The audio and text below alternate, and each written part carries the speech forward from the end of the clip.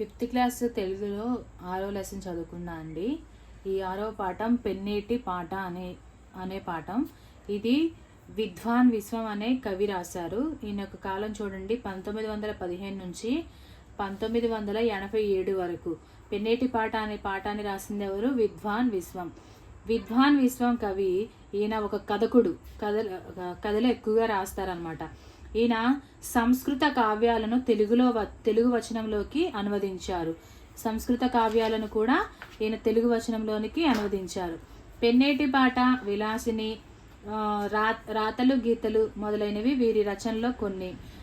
ఇప్పుడు ప్రస్తుతం ఉంది కదా ఈ పెన్నేటి పాట, విలాసిని, రాతలు గీతలు అనేవి వీరు రచించిన కొన్ని రచనలు. ఈయన రాయలసీమ సౌందర్యాన్ని, విషాదాన్ని సమంగా చిత్రించిన పెన్నేటి పాట నుండి ఈ ఖండికను తీసుకున్నారు. రాయలసీమ గురించి కొన్ని విషయాలను, రాయలసీమ సౌందర్యాన్ని ప్లస్ విషాదాన్ని సమంగా చిత్రీకరించిన పెన్నేటి పాట నుండి ఈ ఖండికను తీసుకున్నారనమాట. ఇప్పుడు ప్రస్తుతం ఈ పాఠం అనేది ఒకసారి చదువుకుందాం చూడండి. కోటి గొంతుల కిన్నెర మీటుకొనుచు, కోటి గుండెల కంజర కొట్టుకొనుచు, వినిపింతునింకా నేటి రాయలసీమ పెన్నేటి పాట. ఏది పెన్నా ఏది పెన్నా, ఏది పినాకిని, ఇదే పెన్నా ఇదే పెన్నా, ఇదే పినాకిని. ఏది నీరు ఏది హోరు, ఏది నీటి జాలు, ఇదే నీరు ఇదే హోరు, ఇదే ఇసుకవాలు. అదే పెన్నా నిదానించి నడు, విదారించు నెదన్ పట్టి ఎడారి తమ్ముడు. కొండపోతల వానలు కురియనేమి, పట్టుమని 10 నాళ్లలో పారబోసి, ఇసుక బొక్క సమున మిగులెల్ల దాచి, పెన్న పడుకును నీవేళ దిన్నె మీద. ఏటి నీటిలో క్రమ్మదనము లారుచుండు, దోసిట నొక్కమారు పుక్కలించినా చాలు. నీ పుట్టుకనకు స్వార్థకత్వము, నిష్కలశత్వ మబ్బు, ఇంతమంది కన్నతల్లి ఎందుకిట్లు మారెనో, ఇంత మంచి పెన్నతల్లి ఎందుకెండిపోయెనో. ఈ పాఠంలో అర్థాలు చూడండి. హోరు అంటే శబ్దం, నిదానించు నెమ్మదిగా, జాలు ప్రవాహం, విదారించు చీల్చుకుంటూ, యథా హృదయం, బొక్కసం ధనాగారం, నాళ్ళు రోజులు ప్రాంతాలు, కంజర ఒక రకమైన వాయిద్యం. ఇక్కడ చూడండి ఒకటి మనకి నృత్యం గురించి, ఒక నది గురించి చెప్పారు. మన రాష్ట్రంలోని ఉత్తరాంధ్ర ప్రాంతంలో ప్రవహిస్తున్న నదుల్లో నాగావళి ఒక ముఖ్యమైన నది. ఇది ఉత్తరాంధ్ర ప్రాంతంలో ప్రవహిస్తుంది అనమాట. ఇది ఒడిశా రాష్ట్రంలో ప్రారంభం అవుతుంది. ఈ నాగావళి నది అనేది ఎక్కడ ప్రారంభం అవుతుంది? ఒడిశా రాష్ట్రంలో. నాగావళి నది మీద తోటపల్లి నారాయణపురం వద్ద నీటిపారుదల ప్రాజెక్టులు నిర్మించారు. తోటపల్లి నారాయణపురం వద్ద ఈ నాగావళి నది మీద నీటిపారుదల ప్రాజెక్టులను నిర్మించారు. శ్రీకాకుళం దగ్గరలోని కళ్ళేపల్లి వద్ద ఈ నాగావళి బంగాళాఖాతంలో కలుస్తుంది. ఇది ఎక్కడ కలుస్తుంది? శ్రీకాకుళం దగ్గర కళ్ళేపల్లి వద్ద నాగావళి అనేది బంగాళాఖాతంలో కలుస్తుంది. శ్రీకాకుళం పట్టణ ప్రజలకు ఈ నది ద్వారా తాగునీటి అవసరాలు తీరుతాయి. నాగావళి ఏ నది ప్రాంతానికి చెందింది? ఉత్తరాంధ్ర. నాగావళి నది ఎక్కడ బంగాళాఖాతంలో కలుస్తుంది? కళ్ళేపల్లి వద్ద. నదుల వలన మనకు కలిగే ప్రయోజనాలు ఏంటి? పంటలు పండించుకోవచ్చు, మంచినీరు తాగొచ్చు, ఇవన్నీ జరుగుతాయి. ఇక్కడ ఒక లేఖ పిల్లలు ఎలా రాయాలనేది ఇచ్చారనమాట ఎగ్జాంపుల్గా. ఇది కూడా అంతే అండి. ఇక్కడ చూడండి మనకి సంబంధించిన ఒక గ్రామర్ ఇచ్చారు.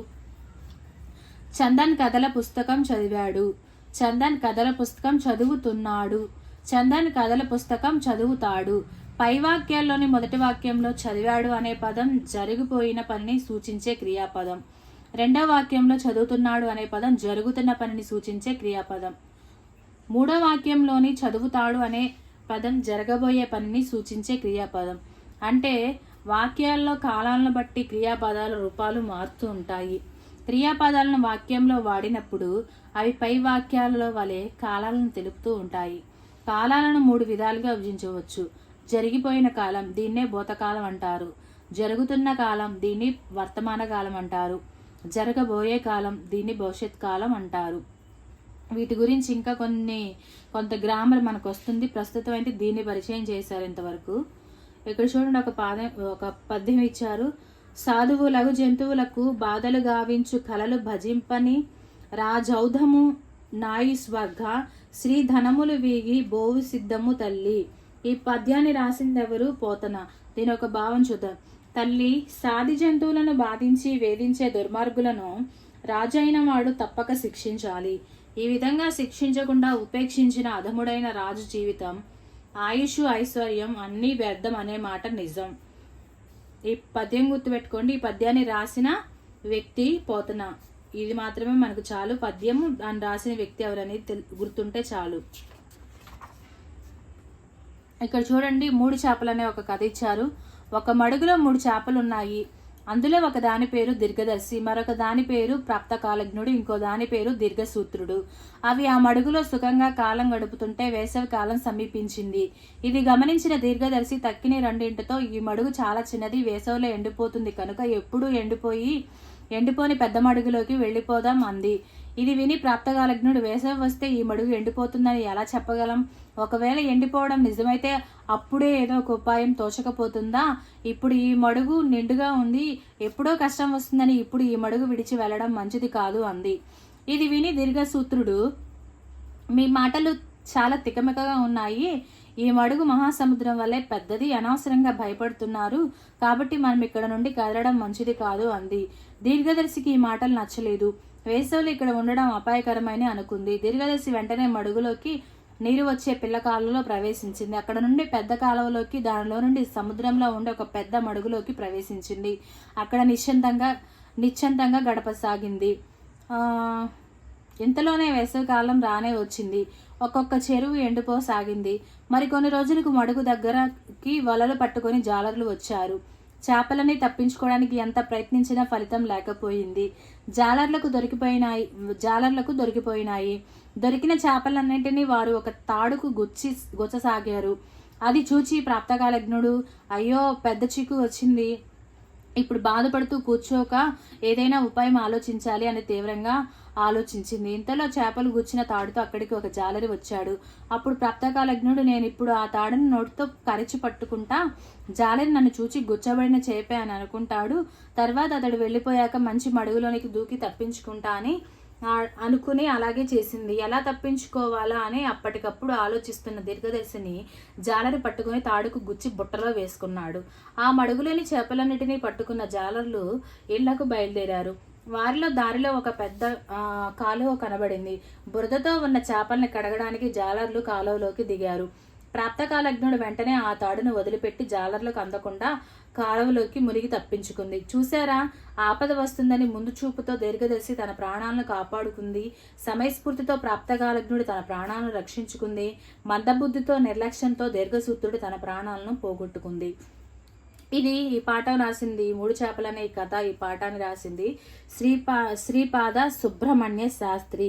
ఈయన కాలం చూడండి 1891 నుంచి 1961. తేట తెనుగు నుడికారానికి, అచ్చమైన మానవ సంబంధాల చిత్రణకి కొండ గుర్తులాంటి శ్రీపాద సుబ్రహ్మణ్య శాస్త్రి కథలు, నవలాకారులు, నాటకకర్త ఎన్నో చిన్న కథల సంపుటాలు వెలువరించారు. రాజారాజు వంటి నాటకాలు, ఆత్మబలి, రక్షాబంధనము వంటి నవలలను కూడా ఈయన రచించారు. అనుభవాలు, జ్ఞాపకాలు అన్న పేరుతో వెలువరించిన స్వీయ చరిత్ర ఆనాటి ఆంధ్రుల సాంఘిక చరిత్ర. ఇంతటితో ఈ లెసన్ అనేది కంప్లీట్ అయిపోయిందండి. నెక్స్ట్ లెసన్ పద్యరత్నాలు. మీరు ఈ లెసన్లో గుర్తుపెట్టుకోవాల్సినవి కవి పరిచయము, ప్లస్ మనకి ఇక్కడ నాగావళి నది గురించి ఇచ్చారు, ఇది ఒకటి గుర్తుపెట్టుకోండి. తర్వాత అర్థాలు కూడా వెరీ వెరీ ఇంపార్టెంట్. ఇక్కడ మనకి ఒక గ్రామర్ అనేది పరిచయం చేశారు కదా, ఇది బేసిక్ అనమాట. దీనికి ఇంకా లోతుగా కొంచెం గ్రామర్ ఉంది, అది కూడా మనకి నెక్స్ట్ లెసన్లో కానీ లేదా పై క్లాసులో కానీ పరిచయం చేస్తారు. అప్పుడు దీని గురించి చూద్దాండి. ఇక్కడ వరకు అయితే ఇది గుర్తుపెట్టుకోండి. ఈ పద్యము, దీని యొక్క రచయిత, ప్లస్ ఈ 3 చేపలు అనేవి కదా, దీని యొక్క రచయిత, ఈయన రాసిన గ్రంథాలు కూడా నోట్ చేసుకోండి. ఇంతటితో ఈ లెసన్ అయితే కంప్లీట్ అయిపోయింది.